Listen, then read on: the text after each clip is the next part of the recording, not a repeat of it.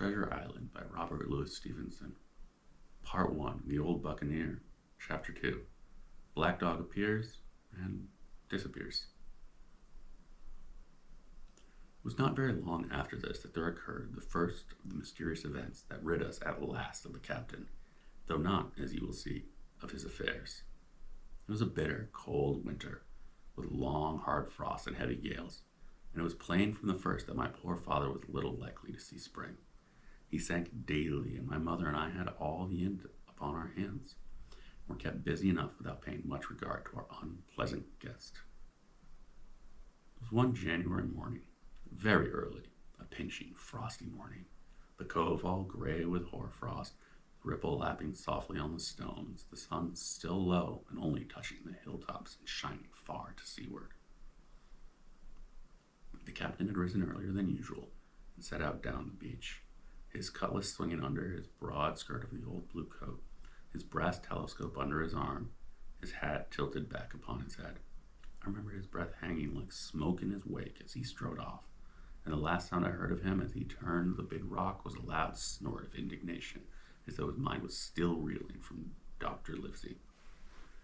Well, mother was upstairs and with father, and I was laying breakfast table against the captain's return when the parlor door opened and a man stepped in to whom I had never set my eyes before.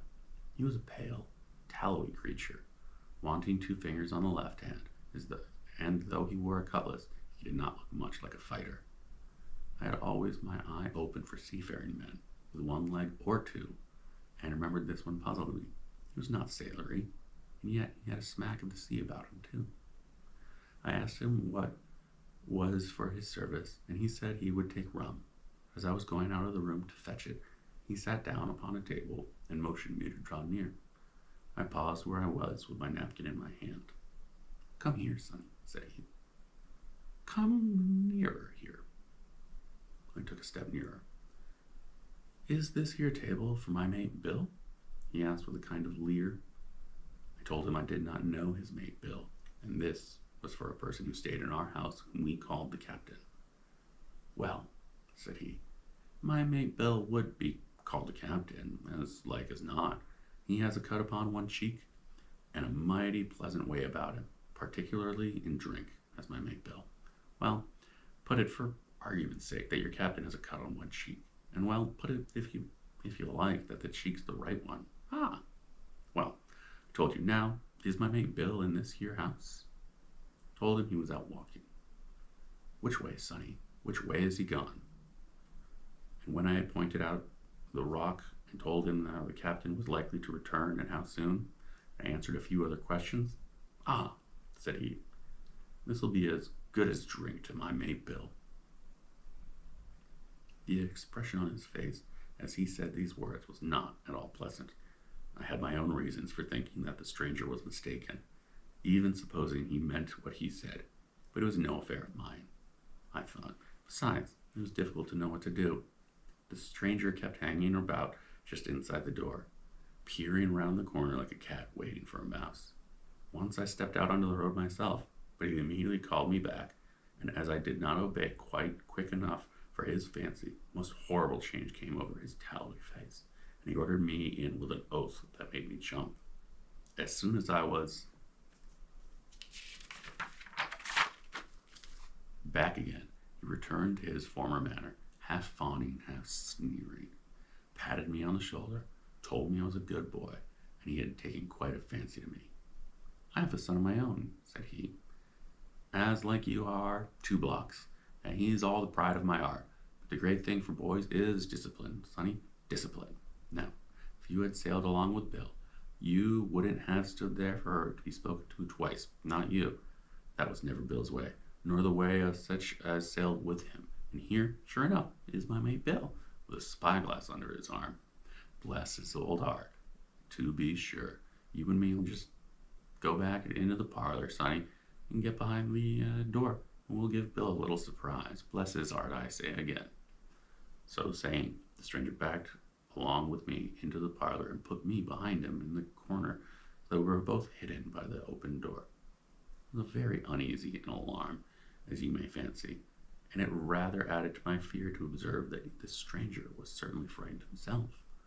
He cleared the hilt of his cutlass, loosened his blade of the sheath, and all the time we were waiting there, he kept swallowing as if he felt what we used to call a lump in his throat.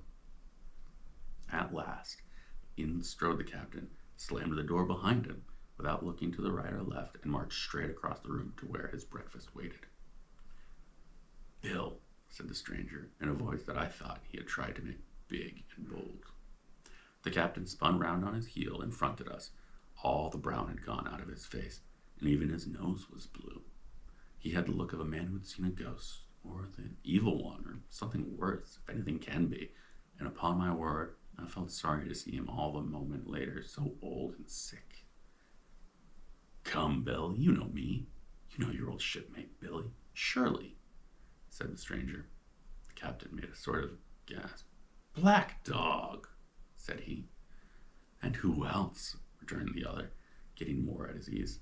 "Black Dog as ever was, come forward to see his old shipmate Billy at the Admiral Benbow Inn. Ah, Bill, what a sight of these times, us too, since I lost them 2 talents, holding up his mutilated hand. "Now look here," said the captain. "You've run me down. Here I am. Well, then speak up. What is it?" "That's you, Bill," returned Black Dog. "You're in the right of it. Billy, I'll have a glass of rum from this dear child here, as I've taken such a liking to, and we'll sit down, if you please, and talk square, like old shipmates." When I returned with the rum, they were already seated on either side of the captain's breakfast table, Black Dog next to the door, and sitting sideways, so as to have one eye on his old shipmate, and one, as I thought, on his retreat. He bade me go and leave the door wide open. "None of your keyholes to me, sonny," he said, and I left together and retired to the bar. For a long time, though, I certainly did my best to listen. I could hear nothing but a low gabbling, but at last the voices began to grow higher, and I could pick up a word or two, mostly oaths, from the captain. No, and an end of it," he cried once, and again. "If it comes to swinging, swing all, say I." Then, all of a sudden, there was a tremendous explosion of oaths and other noises. The chairs and table were over in a lump, a clash of steel followed, then a cry of pain. Next instant, I saw Black Dog in full flight, and the captain hotly pursuing him, both with drawn cutlasses, and the former streaming blood from his left shoulder. Just at the door, the captain aimed at the fugitive one last tremendous cut, which would certainly have split him to the chine had it not been intercepted by our big signboard of the Admiral Benbow. You may not see the notch in the lower side of the frame to this day, but it is there. That blow was the last of the battle. Once upon the road, Black Dog, in spite of his wound, showed a wonderful clean pair of heels and disappeared over the edge of the hill in half a minute. The captain, for his part, stood staring at the signboard like a bewildered man. Then he passed his hand over his eyes several times, and at last turned back to the house. "Jim," said he, "rum." And as he spoke, he reeled a little, caught himself with one hand against the wall. Are you hurt?" cried I. "Rum," he repeated. "I must get away from here.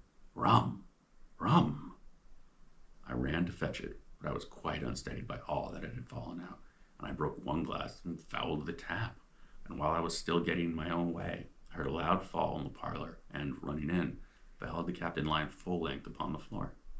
At the same instant, my mother, alarmed by the cries and fighting, came running downstairs to help me. Between us, we raised his head. He was breathing very loud and hard, but his eyes were closed, and his face a horrible color. Dear me," cried my mother. "What a disgrace upon the house, and your poor father sick." In the meantime, we had no idea what to do to help the captain, nor any other thought but that if he had gone his death hut in the scuffle with the stranger. I got the rum, to be sure, and tried to put it down his throat, but his teeth were very tightly shut, and his jaw as strong as iron. It was a happy relief for us when the door opened and Dr. Livesey came in on his visit to my father. "Oh, doctor," we cried, "what shall we do? Where is he wounded?" "Wounded?" A fiddlestick's end, said the doctor. No more wounded than you or I. The man has had a stroke, as I warned him. Now, Mrs. Hawkins, just you run upstairs to your husband and tell him, if possible, nothing about it. For my part, I must do my best to save this fellow's trebly worthless life. Jim, get me a basin. When I got back with a basin, the doctor had already ripped the captain's sleeve and exposed his great sinewy arm. It was tattooed in several places. Here's luck, fair wind, and Billy Bones his fancy were all neatly and clearly executed on his forearm, and up near that shoulder there was a sketch of gallows with a man hanging from it, done as I thought with great spirit. Prophetic, said the doctor, touching this picture with his finger. And now, Master Billy Bones, if that will be your name, we'll have a look at the color of your blood. Jim, he said, are you afraid of blood? No, sir, said I. Well then, said he, you hold the basin, and with that he took his lancet and opened a vein. A great deal of blood was taken before the captain opened his eyes and looked mistily about him. First he recognized the doctor with an unmistakable frown. Then his glance fell upon me, and he looked a little relieved. But suddenly his color changed. He tried to raise himself, crying, Where's Black Dog? There is no Black Dog here, said the doctor, except what you have on your own back. You have been drinking rum, and you have had a stroke, precisely as I told you, and I have just, very much against my own will, dragged you head foremost out of the grave. Now, Mr. Bones, that's not my name, he cried. Much as I care, returned the doctor, it is the name of a buccaneer of my acquaintance, and I call you by it for the sake of shortness. And what I have to say to you is this. One glass of rum won't kill you, but it will take one, then you will take another, and I stake my wig, if you don't break off short, you'll die. You understand that? Die, and go to your own place, like the man from the Bible. Come, now, make an effort. I'll help you to your bed for once. Between us, with much trouble, we managed to hoist him upstairs and laid him in his bed, where his head fell back on the pillow as if he were almost faint. Now, mind you, said the doctor, I clear my conscience. The name of rum for you is death. And with that, he went off to see my father, taking me with him by the arm.